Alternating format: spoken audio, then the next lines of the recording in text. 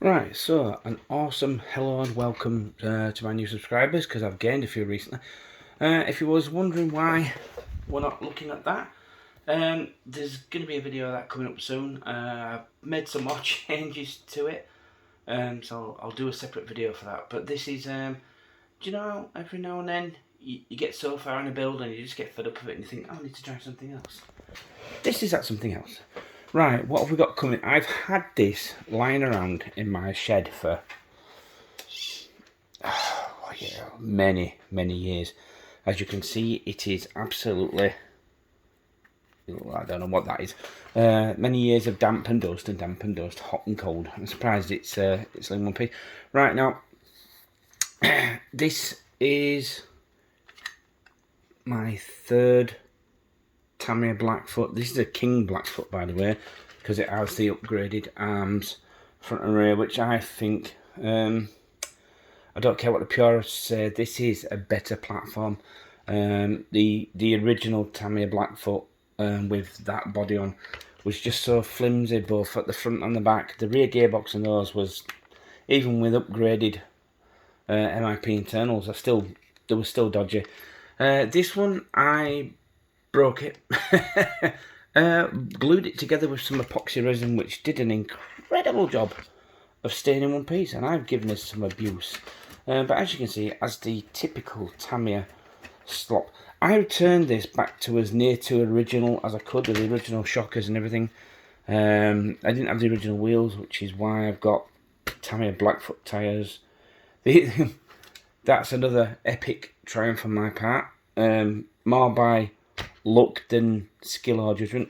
These are 2.2 Tamiya tyres on 2.8 Traxxas wheels, and it worked. And these have been brushless, they've been on a 1/6 scale. If you look back on my channel, there's videos of Big Purple.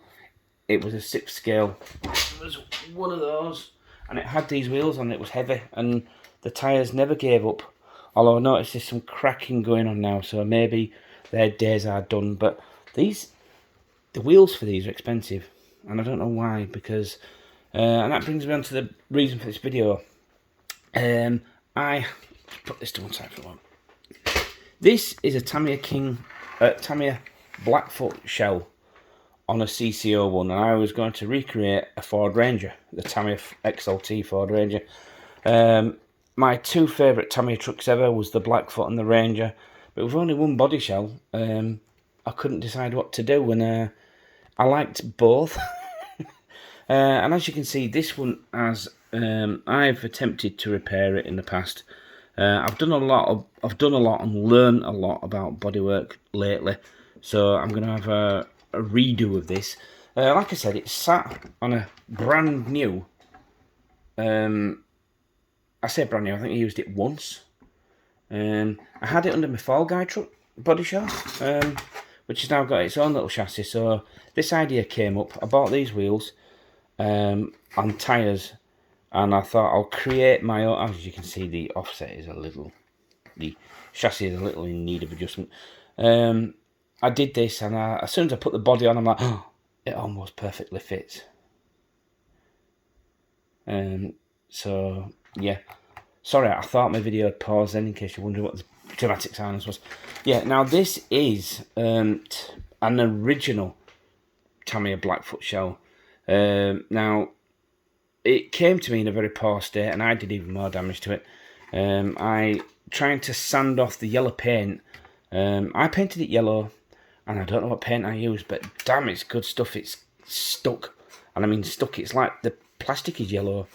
So trying to get it off, I took off all the badges, not realising just how valuable these original body shells would become.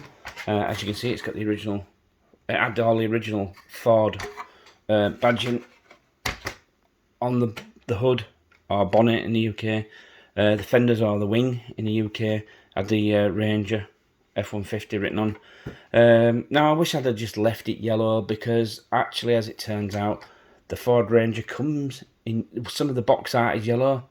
I didn't. Anyway, but it was broken right the way across to there and then down here, so it's in literally in 3 parts. Then I modded it to fit on me Traxxas Rustler to make like a stadium truck out of it. That didn't work, so then I started to think about repairing it, and not had much knowledge of repairing plastic at the time. I've learned a lot, like I say, I've learned a lot since then, so I'm going to give it another go. But the reason why I entertained repairing rather than replacing is because these Ford Ranger Blackfoot bodies became very expensive in the early 90s and early 10s, and all of a sudden have become dirt cheap. The original bodies are still very expensive. I've been looking on eBay, and the cheapest one of these I could find with all the Blackfoot stickers on was 60 quid on an auction. It wasn't Buy It Now, so that's going to go for more than £60. And so I thought, I ain't spending that money on an original body. So what I've done is I've bought the body set, the bumper and grill set, and the tailgate and driver set, and that's cost me £40. I still have the original decals that came from. Like I said, I've had 3 of these things, and one of them had all the decals on, so I took the decals off it, but I kept them. Not in the best shape. They're not all. So if I can reapply the adhesive and stick them down, I have the original decals in the main part. So I'm gonna see what I've got. But you can buy replacement decal sets for £12. So even with, I priced it up. Even with the windows, I have the roll cage. Even with the windows, the spots, and the decals, the whole brand new body is only going to cost me 60 quid. I'm not a purist. I don't care if it's got there's a nickname for that type of grill. The later one just has little lines going across. I don't care if it has a proper grill. So the reason why these are not in any set finished state is because I couldn't make up my mind between the Ranger or the Blackfoot. As I was repairing it, I was going to decide, but now that I bought a full second set, I can have a Ranger and a Blackfoot. We'll just right back to this. You're thinking, I've got this out. Why have I got these out? Right, this is an all-original King Blackfoot. As you can see, it's not a genuine Mark 1 Blackfoot, so there's no point trying to stick to the original. So, I actually had Traxxas Stampede front arms, steering uprights and shockers on this, and it drove so beautifully with the Traxxas shockers and the Stampede front end. But that set me thinking, I've always wanted a four-wheel drive Stampede, four-wheel drive Blackfoot. Now, I've been measuring up. This is a Thunder Tiger Tomahawk Nitro. Now, these diffs are small. I reckon I could fit this diff on the front of this. And this diff is pretty much, the dimensions are identical to the rear. So if I can mount these diffs up, there's plenty of space to run a drive shaft straight down the middle. I can make this four-wheel drive. And it will have the original space frame chassis that it came with. Now, I found this, I work in the bins, and I found this. Now, as you can see, it's got replica, they're like TLO1B, or is it G chassis, is it they call it? This is the G something chassis, if I remember rightly, the ORV.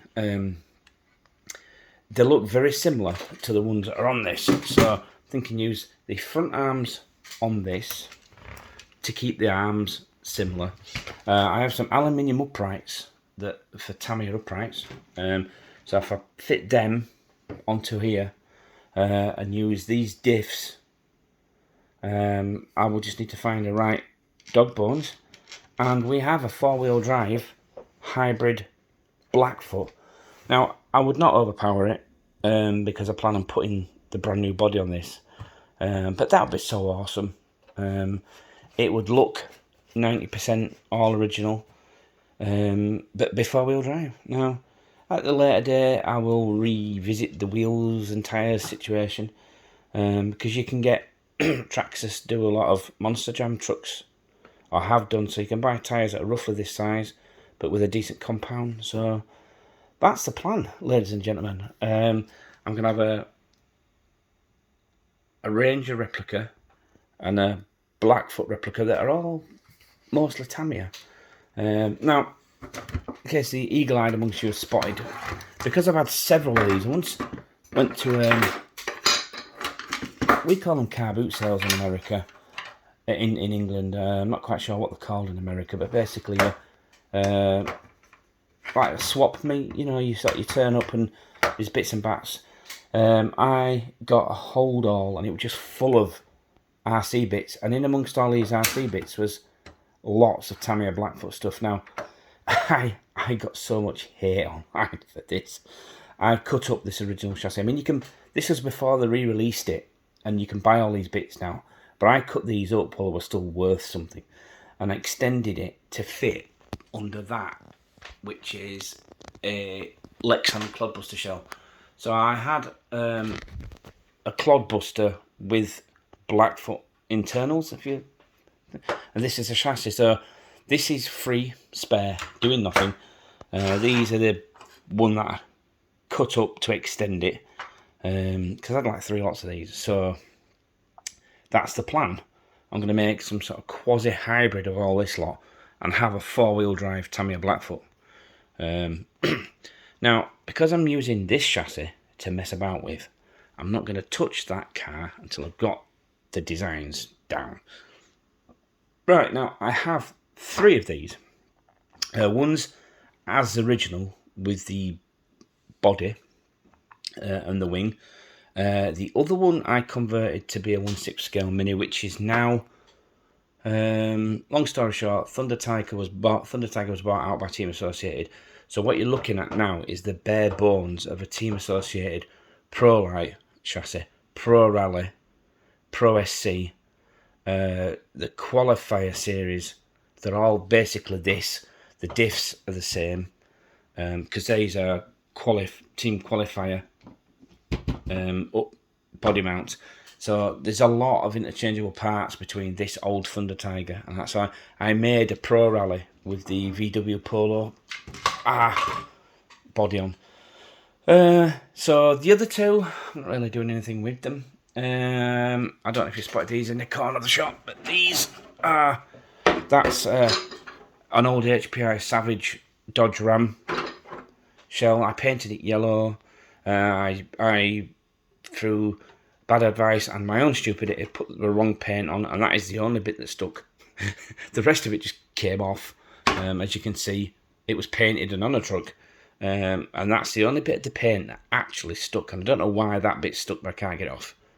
So I've got some brake fluid. We'll see if I can get it off with that.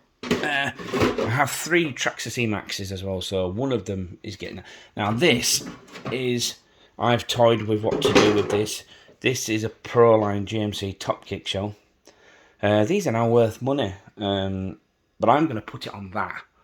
I'm going to extend the chassis or the links, because the wheelbase is just a bit shorter than this, and I've tried this body on it and it looks awesome. So that's what I'm going to do with that. So that's just part of what I've got coming up this year. So any of my new subs, that's what you've got to look forward to.